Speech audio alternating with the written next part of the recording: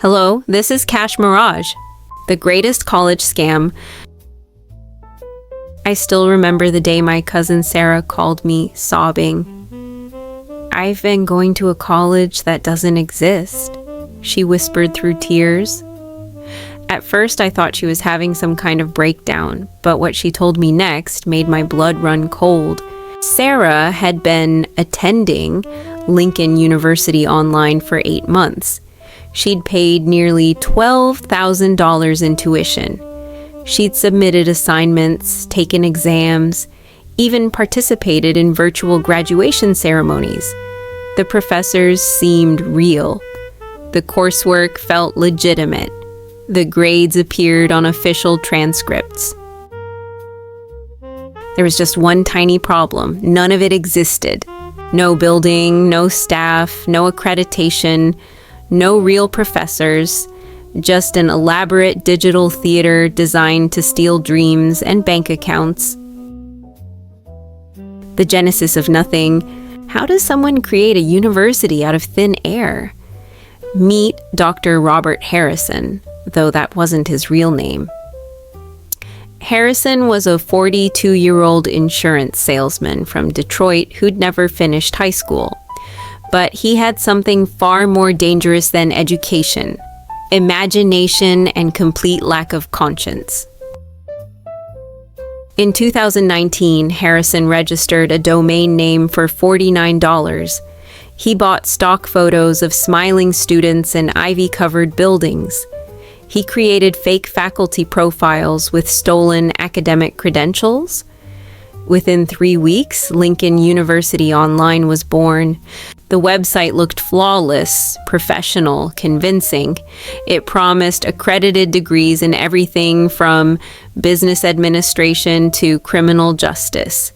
The tuition was affordable compared to real universities. The admission requirements were refreshingly low. Harrison's masterpiece wasn't the website. It was the psychological manipulation that followed. The theater of learning. Here's where it gets truly diabolical. Harrison didn't just take money and disappear. He created an entire educational experience. Students received welcome packets with official-looking materials.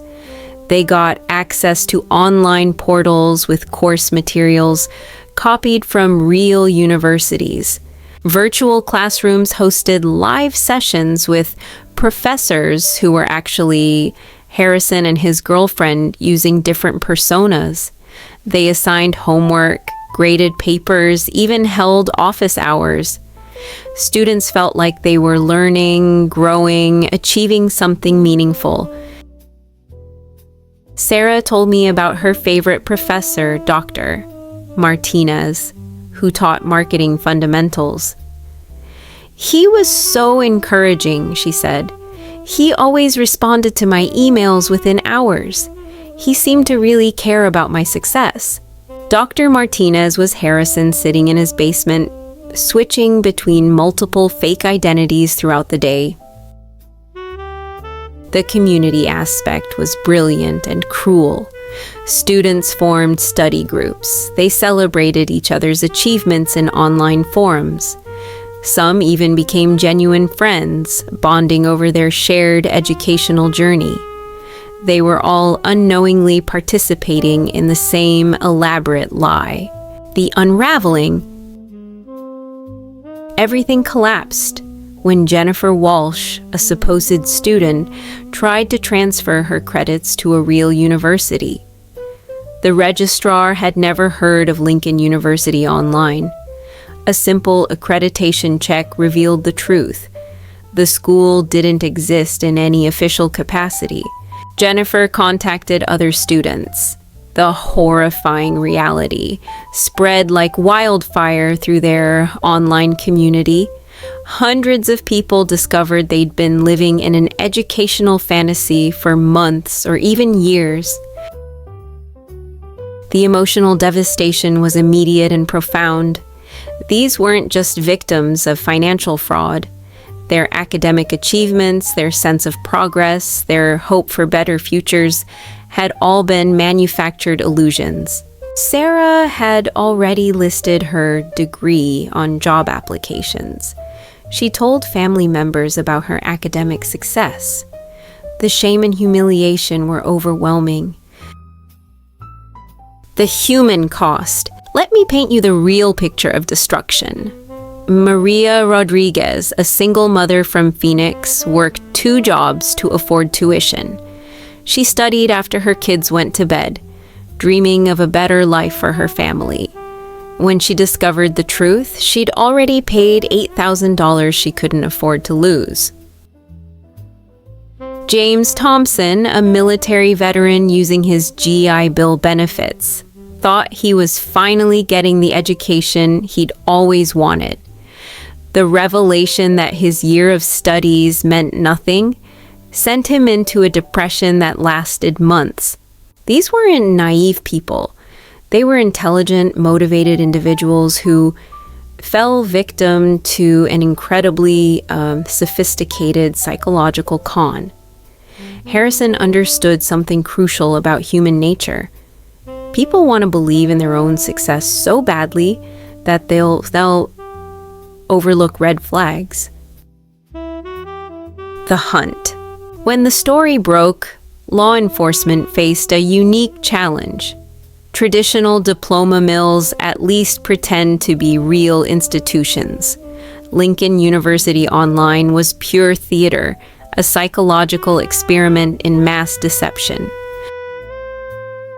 Harrison had covered his digital tracks well. He used multiple identities, offshore banking, and encrypted communications.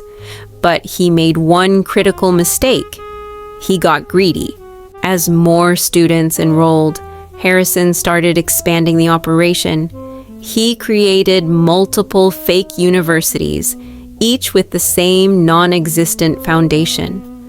The web of lies became too complex to maintain. A task force of FBI agents working with cybercrime specialists traced financial transactions across state lines. They discovered Harrison had defrauded over 600 people across 38 states, stealing nearly $2 million. The capture?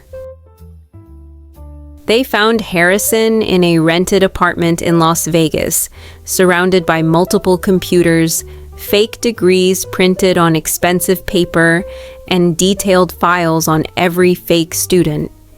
He was simultaneously playing the role of 12 different professors across 4 non-existent universities. When agents arrested him, Harrison was in the middle of grading papers for his advanced psychology course.